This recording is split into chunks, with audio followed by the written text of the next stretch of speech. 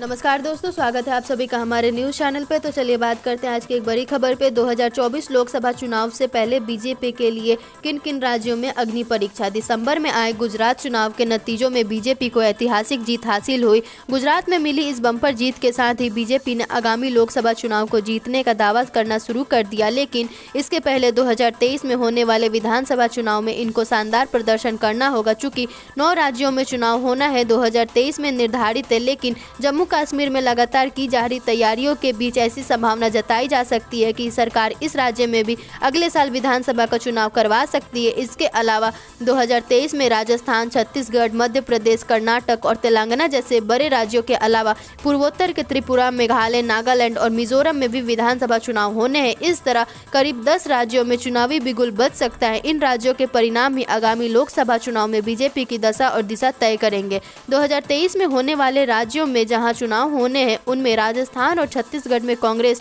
और तेलंगाना में टीआरएस की सरकार है, तो वहीं कर्नाटक, मध्य प्रदेश और त्रिपुरा में बीजेपी और मेघालय और नागालैंड में बीजेपी समर्थित सरकार सत्ता में है। जबकि मिजोरम में मिजो नेशनल फ्रंट की सरकार है। एमएनएफ राष्ट्रीय जनतांत्रिक गठबंधन का ही हिस्सा है। कर्नाटक में राह आसान नहीं। 2018 में विधानसभा चुनाव में किसी पार्टी को बहुमत नहीं मिला था। भाजपा 104, कांग्रेस 78 और जेडीएस 37 सीटें जीतने में कामयाब रहा था। त्रिशंकु विधानसभा बनने के बाद राज्यपाल ने सबसे बड़े दल बीजेपी के नेता के तौर पर बीएस येदियुरप्पा को मुख्यमंत्री की शपथ दिलवाई, लेकिन बहुमत साबित नहीं कर पाने के कारण उन्होंने इस्तीफा दे दिया। इसके बाद कांग्रेस और जेडीएस ने मिलकर राज्य में सरकार का गठन किया, लेकिन हालात कुछ ऐसे बने कि भाजपा ने फिर राज्य में 2019 में सरकार का गठन कर येदियुरप्पा को मुख्यमंत्री बनाया। लेकिन 2023 विधानसभा चुनाव को देखते हुए राज्य में नेतृत्व परिवर्तन कर येदियुरप्पा की जगह बसवराज बोम्मई को मुख्यमंत्री बनाया गया। पिछले 3 साल में बीजेपी को 2 मुख्यमंत्री बनाने पड़े। इससे यह साफ जाहिर होता है कि दक्षिण के जिस राज्य कर्नाटक में सबसे पहले भाजपा की सरकार बनी, 2023 में होने वाला चुनाव कितना महत्वपूर्ण होने जा रहा है। तेलंगाना में खराब स्थिति। 2018 के चुनाव में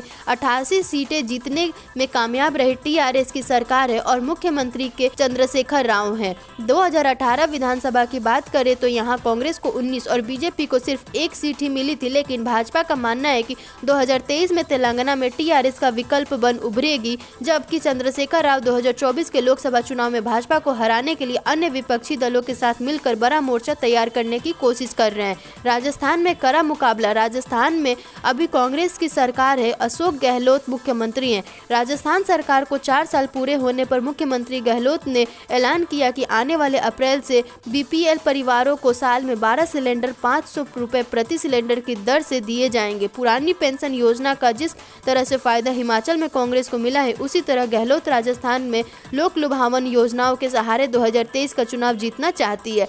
हालांकि कांग्रेस में गहलोत और पायलट की रार जग जाहिर है, लेकिन बीजेपी के लिए भी चुनौती कम नहीं है, क्योंकि पूर्व मुख्यमंत्री वसुंधरा राजे और प्रदेश अध्यक्ष सतीश पूनिया की अंतर्कलह भी किसी से छुपा नहीं है। जबकि 2018 के विधानसभा चुनाव की बात करें तो बीजेपी को 200 में से सिर्फ 73 सीट पर ही जीत मिली थी। मध्य प्रदेश चुनाव 2018 विधानसभा चुनाव में कांग्रेस ने भाजपा को सत्ता से बाहर कर 15 साल बाद जीत का स्वाद चखा था और कमलनाथ राज्य के मुख्यमंत्री बने थे, लेकिन करीब 15 महीने भी कांग्रेस से इस जनादेश को संभाल नहीं पाई और ज्योतिरादित्य सिंधिया के नेतृत्व में कांग्रेस विधायकों के एक धारा अलग होने के बाद भाजपा की तरफ से शिवराज सिंह चौहान फिर से राज्य के मुख्यमंत्री बने। 2018 के चुनाव में कांग्रेस को 114 सीट जबकि बीजेपी को 109 सीट पर जीत मिली थी, जबकि दोनों में करीब 1% वोट शेयर का अंतर था। भले ही 2018 चुनाव में आम आदमी पार्टी को 0.66% वोट शेयर था, लेकिन मध्य प्रदेश नगर निकाय चुनाव में जिस तरह से चौंकाने वाले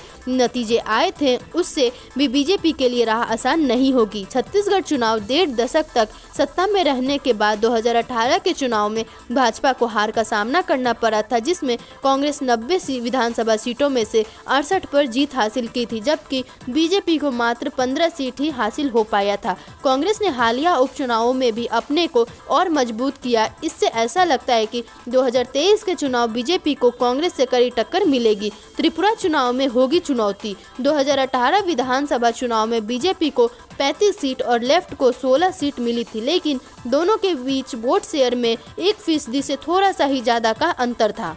त्रिपुरा में कभी कांग्रेस की गिनती भी दमदार खिलाड़ियों में होती थी, लेकिन 2018 चुनाव में खाता तक नहीं खोल पाया और 2% से भी कम वोट मिले।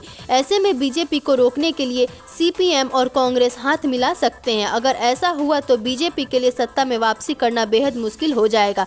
इस बार बीजेपी को टीएमसी से भी कड़ी टक्कर मिल सकती है, क्योंकि त्रिपुरा में कुल आबादी का 2/3 बांग्ला भाषा बोलने वाले हैं। टीएमसी की नज़र इस वोट बैंक पर है। इसके अलावा भाजपा को टिपरा मोथा से भी खतरा है, जिसने त्रिपुरा जनजाति क्षेत्र स्वायत्त जिला परिषद चुनाव जीता था। मेघालय में भी मुश्किलें बढ़ी। 2018 में कांग्रेस मेघालय में सबसे बड़ी पार्टी के रूप में उभरी, लेकिन 60 सदस्यीय विधानसभा में बहुमत हासिल करने में विफल रही। केवल 2 सीटें जीतने वाली भाजपा ने राज्य में सरकार बनाने के लिए नेशनल पीपुल्स पार्टी से हाथ मिलाया, लेकिन इस बार मेघालय के मुख्यमंत्री कॉनराड संगमा ने कहा कि उनका पार्टी नेशनल पीपुल्स पार्टी 2023 में विधानसभा चुनाव में अकेले चुनाव लड़ेगी। कांग्रेस पिछली बार के चुनाव में सबसे बड़ी पार्टी बनी थी, लेकिन 2023 में होने वाले चुनाव से पहले एक तरफ से उनका सफाया हो गया है। अभी उसके पास एक भी विधायक नहीं। 2018 के चुनाव में एक भी सीट नहीं जीतने वाली ममता बनर्जी की तृणमूल कांग्रेस अचानक मेघालय विधानसभा में मुख्य विपक्षी पार्टी बन गई। इस बार मेघालय चुनाव मुकाबले में टीएमसी के पैठ से बीजेपी की मुश्किलें बढ़ सकती है। मिजोरम में चुनाव 2023 के विधानसभा चुनाव में सभी 40 विधानसभा सीटों पर चुनाव लड़ने का फैसला भाजपा ने किया है, जबकि 2018 में एक सीट जीत पाना अपना खाता खोला था। वर्तमान में मिजो नेशनल फ्रंट की सरकार सत्ता में है। जोरमथांगा के नेतृत्व वाली पार्टी ने 2018 के विधानसभा चुनाव में 40 में से 27 सीटें जीती। एमएनएफ राष्ट्रीय जनतांत्रिक गठबंधन का ही हिस्सा है। 2018 के चुनाव में कांग्रेस मात्र 4 सीट पर ही जीत हासिल कर सकी थी। नागालैंड में चुनाव 2018 में नागा पीपुल्स फ्रंट 26 सीट जीतकर सबसे बड़ी पार्टी बनी थी, लेकिन एनडीपीपी बीजेपी गठबंधन आसानी से बहुमत हासिल करने में कामयाब रही। 2018 के चुनाव में नेशनलिस्ट डेमोक्रेटिक प्रोग्रेसिव पार्टी के 17 और बीजेपी को 12 सीटों पर जीत मिली थी। इस बार भी बीजेपी नेफ्यू रियो की एनडीपीपी से मिलकर चुनाव लड़ेगी। 2023 के चुनावों में बीजेपी का प्लान 20 सीटों पर लड़ने और अन्य 40 सीटों पर एनडीपीपी उम्मीदवारों का समर्थन करने की है। पिछले चुनाव में कांग्रेस अपना खाता भी नहीं खोल पाया था। नेशनल पीपुल्स पार्टी को 2 सीटें और जेडीयू को 1 सीट पर जीत मिली थी। निर्दलीय के खाते में 1 सीट गई थी। इस बार के चुनाव में ममता बनर्जी की पार्टी टीएमसी की नज़र भी नागालैंड में अपनी पैठ बढ़ाने पर है और वो भी चुनाव लड़ेंगी।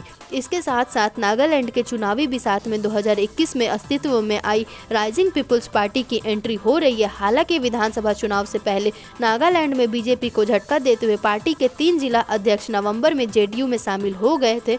ये सब आने वाले चुनाव में बीजेपी के लिए सिरदर्द साबित हो सकते हैं। जम्मू कश्मीर में चुनाव। जम्मू कश्मीर अब एक केंद्र शासित प्रदेश हो गया है। यहाँ का चुनाव पिछले सभी चुनावों से अलग होगा, क्योंकि परिसीमन के बाद राज्य में कई सीटें रिजर्व हो गई है और पहला चुनाव भी होगा। जम्मू कश्मीर में लगातार की जा रही तैयारियों के बीच ऐसी संभावना जताई जा सकती है कि सरकार इस राज्य में भी अगले साल विधानसभा का चुनाव करवा सकती है। चुनाव नतीजे आने से पहले तो हम बस अनुमान ही लगा सकते हैं, लेकिन रिजल्ट आने के बाद कुछ भी कंफर्म होता है। आपके हिसाब से 2024 लोकसभा चुनाव में कौन जीत रहा है, कमेंट करके बताएं और देश दुनिया की तमाम बड़ी खबर से जुड़े रहने के लिए हमारे चैनल को सब्सक्राइब करें और ये वीडियो अच्छी लगी हो तो लाइक करना ना भूलें। धन्यवाद।